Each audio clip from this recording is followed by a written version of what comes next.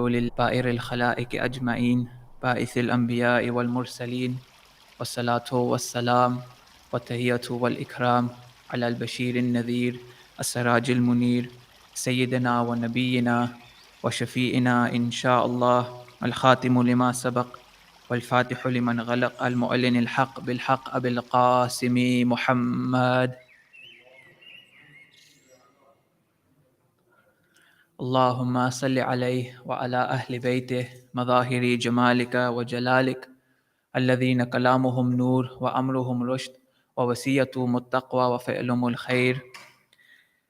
أعوذ بالله من الشيطان الرجيم. بسم الله الرحمن الرحيم. رب اشرح لي صدري ويسر لي أمري واحلل عقدة من لساني يفقهوا قولي. صلوات.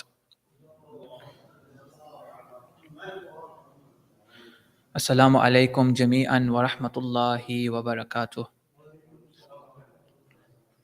I begin in the name of the most merciful Master, the most magnificent. He, the Most High, is Rabbul Alameen, the nourisher, the sustainer. I begin by giving thanks to Ar-Rahman, Ar-Rahim.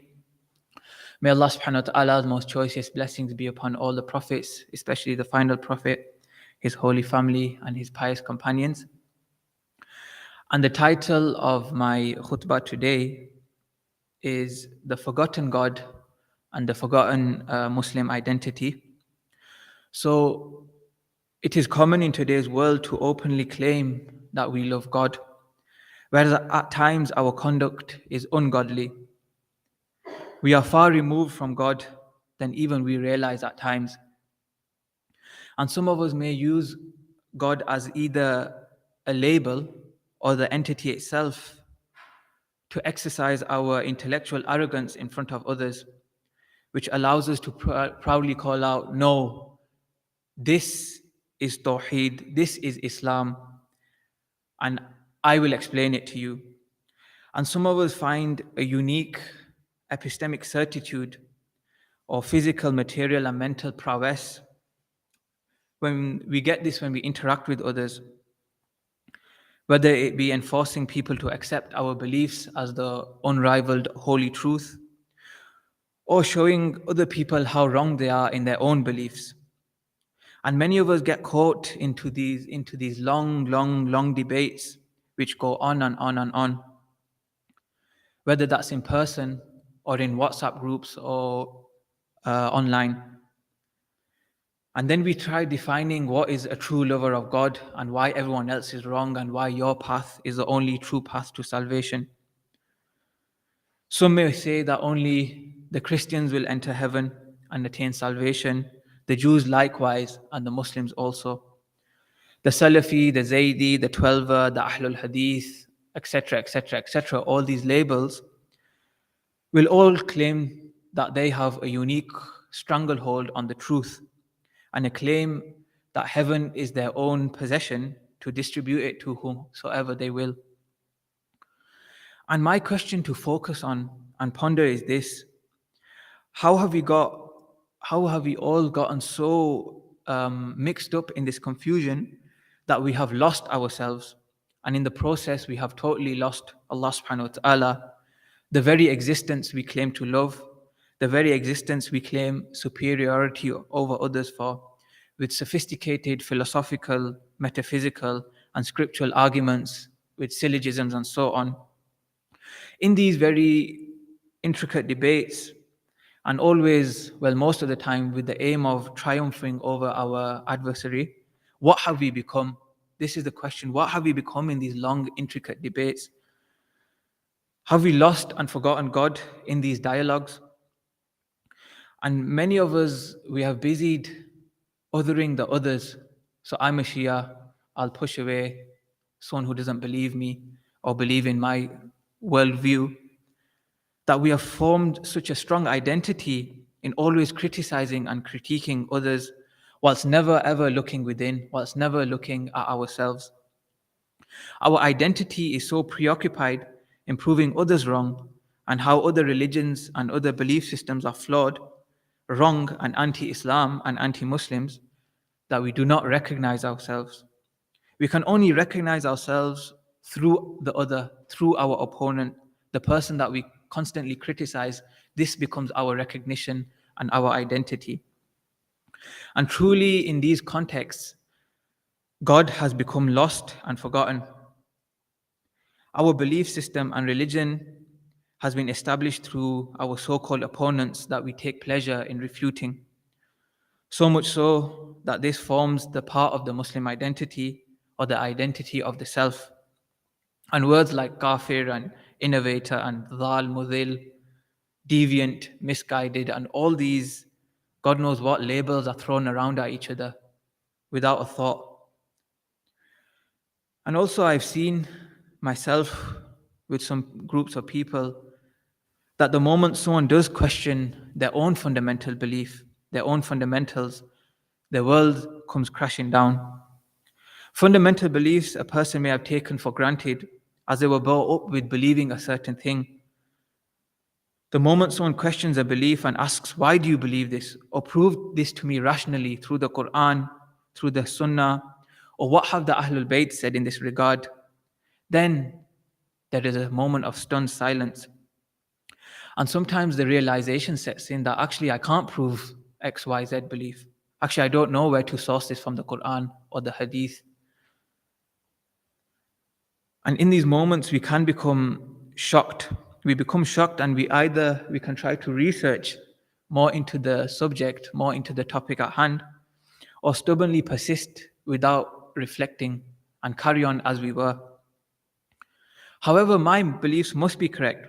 Why? Because my dad believes this and his dad believes this before him, and my community believe this, and my friends, and so on. So how can I be wrong? We all believe the same thing.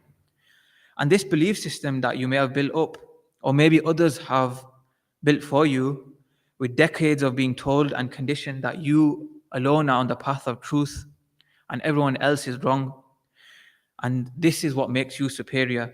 I am born a Shia, I am born a Sunni, I am born into the truth, into this one truth. So there's no need to actually self-reflect or do any pondering or anything like this. There's no need to do deep thinking. Because if I believe it and my dad believes it and my community believes it, it must mean that it's correct. However, the Quran is critical of such a way of thinking. And we read in Surah Baqarah verse 170, and when it is said to them, follow what Allah has revealed, they say, rather we will follow that upon which we found our fathers. Even if Satan was inviting them to the punishment of hellfire, of the blaze. And without self-reflection, we can all fall into this trap of believing that just because everyone else does it, it must be correct, but not pondering why. Additionally, we can even get a sense of superiority from within ourselves. I may feel sometimes that, yes, I am the man. Why? Just because you can come up with long-winded arguments and refutations, which leads you to becoming accustomed to criticizing and critiquing others. This has now become your Muslim or Islamic identity. With that comes the feeling of superiority in you go a step further, you exclude others, you go a step further, you excommunicate others, you do takfir of others. But you should ask the question, is this what is the true identity of a Muslim? That the more knowledge someone gains, the more arrogant they're getting. Just because we know a few fancy words, we can make someone else look not as intellectual as us. Is this the Muslim identity? If indeed this is the case, and we have been living like this without exploring within, and without respectful open dialogue and critical engagement, we may be hit with a strong realization that our once unbreakable, strong foundational belief system may be fickle as a spider's web. And this is why Allah subhanahu wa ta'ala in the Quran constantly tells us to ponder. And constantly in the Quran, we hear phrases such as, but they do not reflect, they do not ponder. Reflect on the creation, the Quran tells us. Look at how the camel was created. And also in, just to give you an example from Surah Yusuf verse 2, we read Bismillahir Rahmanir Rahim, Inna anzalnahu Qur'anan Arabiyyan la'allakum ta'qilun. That we have revealed this Quran, an Arabic Quran, لَعَلَّكُمْ تَعْقِلُونَ, perhaps you all may reflect, perhaps that you may all ponder. And this verb ta'qilun, it gives this sense of pondering and reflecting. And this is not just in one verse, it's throughout the Quran, as an encouragement to think openly and not to be uncritical, but to be open-minded. And this seems to me to be the original identity of the Muslim.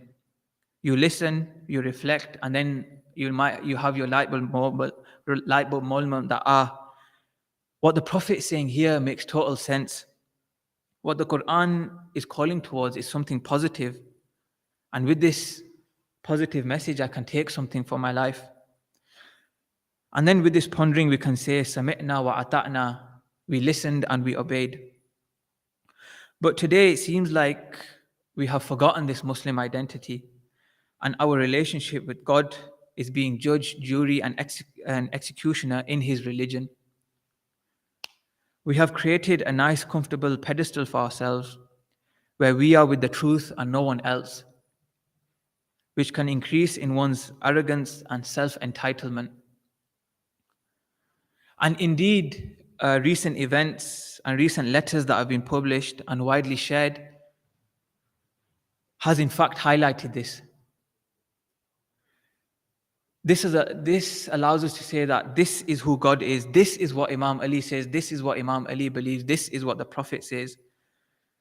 And I say this proudly based on my own personalistic, subjective, and sometimes intersubjective reading of the Quran and the Ahadith, reading of my own books, based on my own biases, my own context, my own specific narrow focus lens.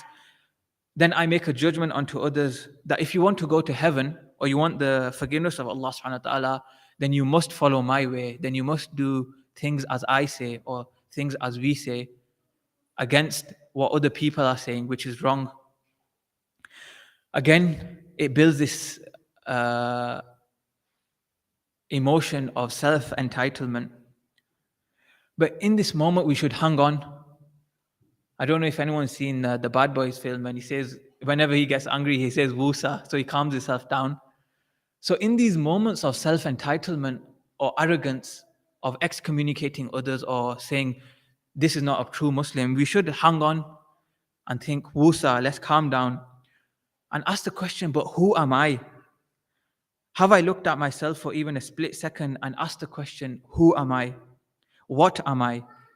Who am I to send people to heaven or hell, or deem someone as unforgivable in the eyes of Allah subhanahu wa ta'ala? I am a human like everyone else, but because I know a few languages and read a few books, it gives me the right to say X, Y, Z, that this person is wrong and that group is wrong and this person is condemned and so on. And hence the title of this khutbah, The Forgotten God and the Forgotten Muslim Identity. But I'm not saying if you are qualified to not help and guide others. No, I'm saying guide people through your character, through your soft-heartedness that reflects the prophetic qualities and that reflects the prophetic personalities. That when someone looks at you, they feel comfortable and they see a godly person, that they enjoy being in your company due to your positive outlook. Because in today's world, it is unfortunate what is associated with the name Islam and Muslim. And thus, Allama Iqbal says in his poetry, he says, "E la ilaha ke waris, baki nahi hai tujh mein." He says, "O inheritors of the phrase La ilaha illallah, indeed there is nothing left inside of you that is Muslim. You have deprived yourself of God. You are merely Muslim by name." He says, "Teri nigah dil se seenon mein kamta hai." He says, just looking at you, hearts used to tremble in awe. Hearts used to tremble in their chests in awe of you, in sight of you when they used to see you. Because once upon a time, we adopted the true spirit of being a Muslim and what it means to follow Islam.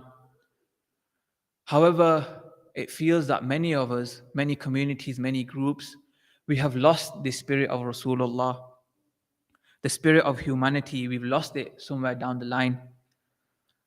That now, When people see Muslims, their hearts don't tremble in awe, it's tremble in fear. And this is what I mean by the forgotten Muslim identity. So the question, what is a Muslim? Where is the God of the Muslims? Where and what is the true definition of a Muslim? To answer these questions, we must begin the journey to knowing ourselves. And like the famous hadith you've heard 100 of times, to know God, you must know yourself. It starts with you.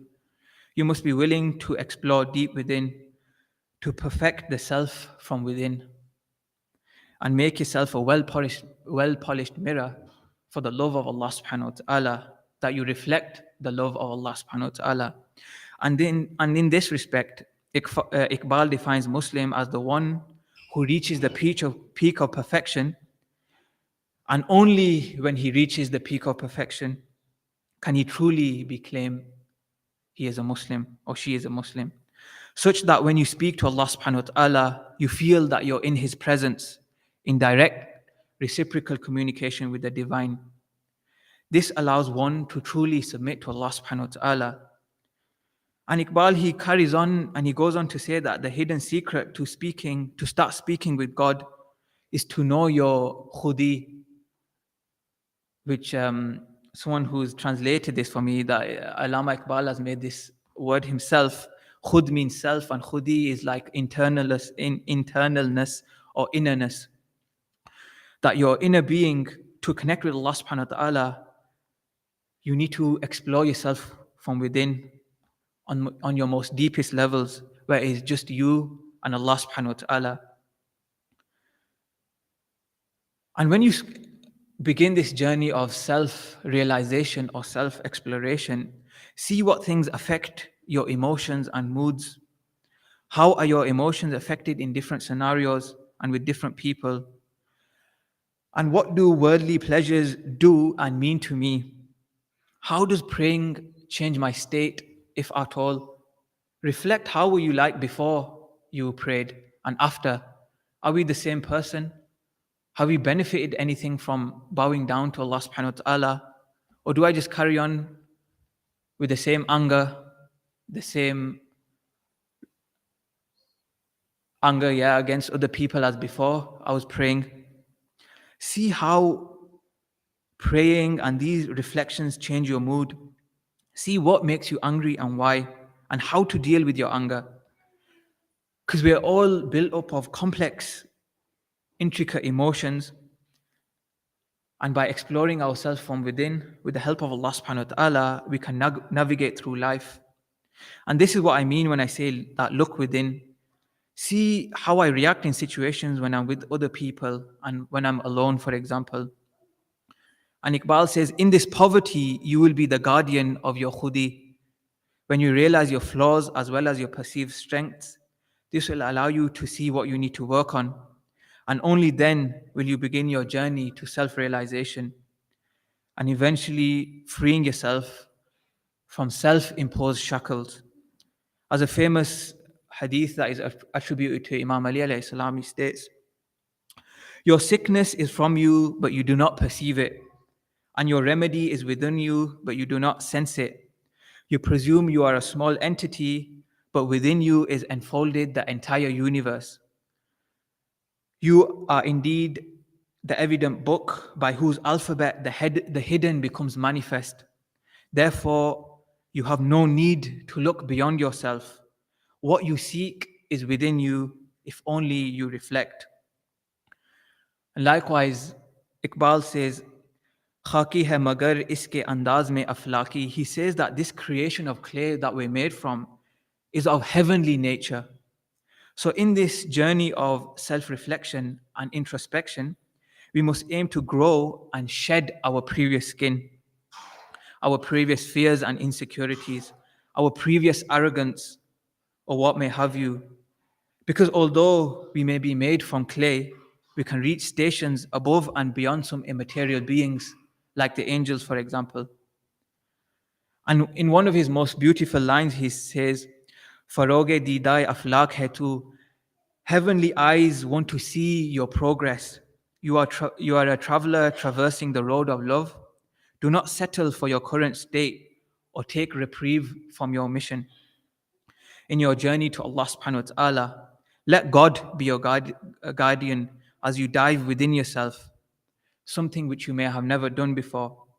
And always remember that God is by your side, because your khudi, your internalness, is a vast ocean which has no bounds, no limits. However, if you understood it for a mere stream, then there is no solution. So, just to wrap up this first part, to grow, we must destroy ourselves, destroy our previous versions, come afresh, leave behind the anger, the hate, the jealousy, and so on. Destroy this and become like a phoenix that is reborn from its own ashes. And I'm sure many of you seen in one of these the Harry Potter movies that when there's a phoenix and all of a sudden it goes on fire in a blaze and it goes into ash, and from the ash it is reborn. And this is the imagery and the message I want to put forward today, that yes, it is scary to look within. Yes, it's scary to examine ourselves deeply, to identify ourselves, to see the things we have been exploring, or to see the things that we have been ignoring on purpose, to see the things that we have been hiding or hiding from within ourselves. There is no healing without exploring, and there is no rebirth without realizing the need to heal. Indeed, we are as complex as an entire universe, as our Imam has told us. And indeed, our sicknesses are from within ourselves, whether that is self-doubt, lack of confidence, or on the other end of the spectrum, arrogance and boastfulness. Our remedy is within us. How? When we self-reflect or we ask others for constructive criticism or feedback, this can remedy our faults and vices. So yes, we are not small entities, but gigantic icebergs where we only see the tip. And why not use the Quran as a manual, as a guidebook, which has some very beautiful reminders and motivational lines, but I'm sure you've heard hundreds of times in Surah Ra'ad, for example, Ala bi dhikrillahi tatma'innul qulub. Surely in the remembrance of Allah subhanahu wa ta'ala, the hearts find rest. Ud'uni astajib lakum. God says, call upon me and I will respond to you. And the last one, وَإِذَا سَأَلَكَ عِبَادِي فَإِنِّي قَرِيبٌ أُجِيبُ دَعْوَةَ الدَّاعِ إِذَا دَعَانِي فَلْيَسْتَجِيبُوا لِي وَلْيُؤْمِنُوا بِي لَعَلَّهُمْ يَرْشُدُونَ. It says, when my servant asks of me, tell them I am near, and I hear them when they supplicate to me, when they cry, when they smile, when they laugh, when they call out to me. Tell my servants, I hear them in all their weaknesses, in their fragile states, in their strengths. I hear them and I respond to them. Bismillah ar-Rahman ar-Rahim. I pray to Allah subhanahu wa ta'ala that we all take the opportunity to realize the words of the Quran and take the positives that have been mentioned today. I pray for the safety of everyone here today and indeed all over the world. Ya Allah, please forgive the sins of all our marhumin and forgive our sins. Bismillah ar-Rahman ar-Rahim. Qul huwa Allahu ahad, Allahu samad, lam yalid wa lam yulad, wa lam yakul lahu kufuwan ahad.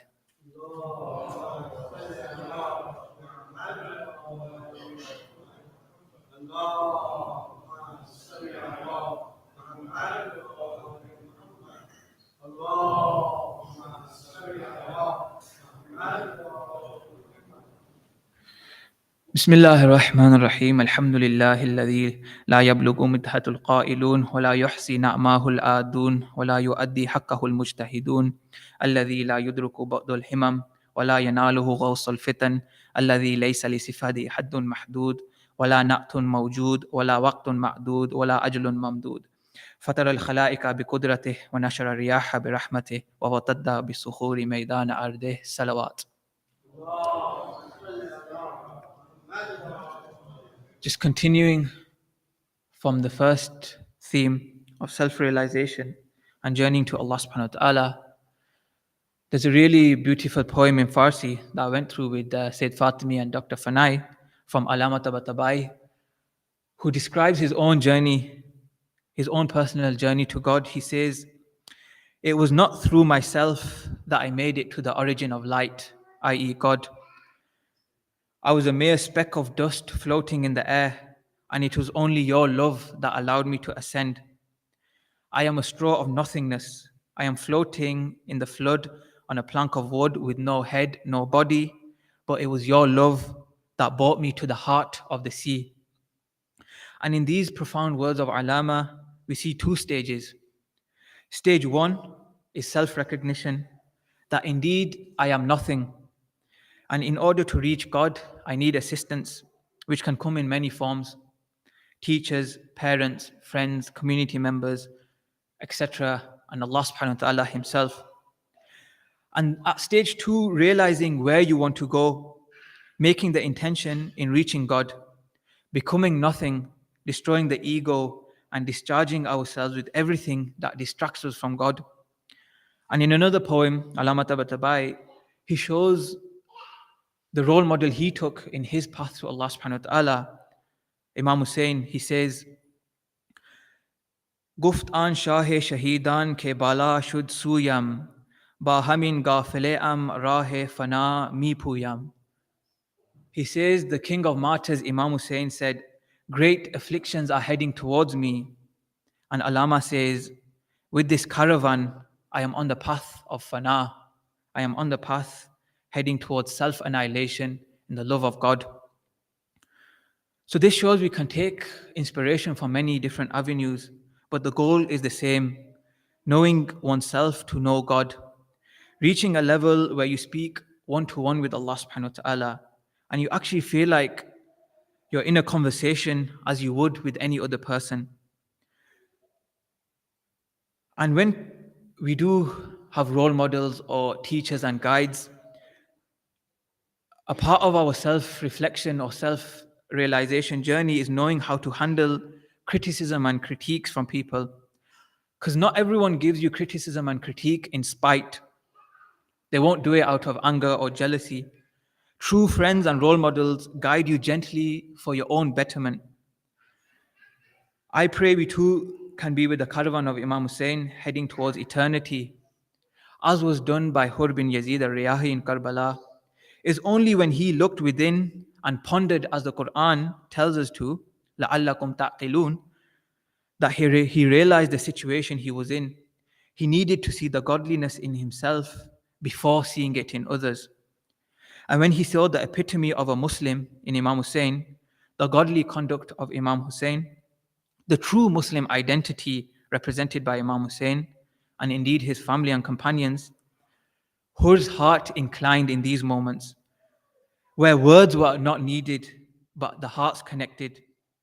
It was only when he forgot himself that he forgot Allah subhanahu wa ta'ala, which made him lead Imam Hussein and his camp to the situation they were in Karbala. But remember what Imam Hussein represented. Forgiveness was always available. And Imam Hussein's whole existence portrayed the famous verse of the Quran which says, قُلْ يَا عِبَادِيَ الَّذِينَ أَسْرَفُوا عَلَىٰ أَنفُسِهِمْ لَا تَقْنَطُوا مِنْ رَحْمَةِ اللَّهِ إِنَّ اللَّهَ يَغْفِرُ الذُّنُوبَ جَمِيعًا إِنَّهُ هُوَ الْغَفُورُ الرَّحِيمُ. Imam Hussein showed, whether you're a friend or foe, whether you're a Muslim or non-Muslim, لَا تَقْنَطُوا مِنْ رَحْمَةِ اللَّهِ, never ever lose hope in the mercy of Allah subhanahu wa ta'ala. إِنَّ اللَّهَ يَغْفِرُ الذُّنُوبَ جَمِيعًا, indeed Allah subhanahu wa ta'ala forgives all sins. As this verse tells us, Bismillahir Rahmanir Rahim, all praise is due to the Lord of the worlds, the most beautiful and the most merciful, who made mercy incumbent upon himself. He is the creator for whom our praises can never ever be sufficient, for whom our thanks and gratitude can never ever be enough. He is that Lord whose blessings can never be enumerated. He is worthy of thanks at every instance and praise at every moment for every single blessing. Blessings that do not cease, they are never ending, as He is ever present. He is the one who creates but is not created, the one who gives but is not given, the all-powerful. Every head must bow and every heart must submit. أقول قولي هذا واستغفر الله لي وللمؤمنين والمؤمنات وآخر دعواهم أن الحمد لله رب العالمين. صلوات.